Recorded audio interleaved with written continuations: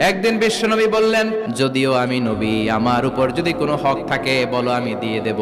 কোন সাহাবী দাঁড়ায় না। এক সাহাবী দাঁড়িয়ে বলল, নবী, যুদ্ধের ময়দানে চাবুক চালানোর সময়, লাঠি চালানোর সময় এক কাফেরকে মারতে যে আপনার লাঠির বাড়ি আমার পিঠের মধ্যে পড়েছে, আপনার পিঠে আমি লাঠির বাড়ি মেরে এটারে শোধবোধ করে দিতে চাই। তিনি বললেন, আসো, তুমি এসে আমার পিঠে লাঠি দিয়ে চাবুক দিয়ে বাড়ি মারো। সাহাবী বলে, ও নবী, তখন দুর্ভিক্ষের সময়ের যুদ্ধ ছিল, আমাদের গায়ে জামা ছিল না, আপনি যদি যথা নিয়মে কেসাসটা আদায় করতে চান, আপনার জামাটা খুলেন, খালি পিঠের মধ্যে বাড়িটা মার। এবার ওমরে ফারুককে ধরে গে, এদিকে আয় তোরে দেখাইতেছে। বিশ্বনবী বললেন, ওমর থামো, মারতে দাও। বিশ্বনবী উনার জুব্বাটা উপরের দিকে উঠালেন।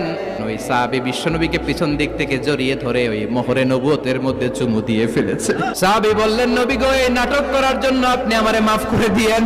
অনেক দিনের সাধনা, জল্পনা কল্পনা, আপনার মোহরে নবুয়তে আমার ঠোঁটটা আমি লাগাবো।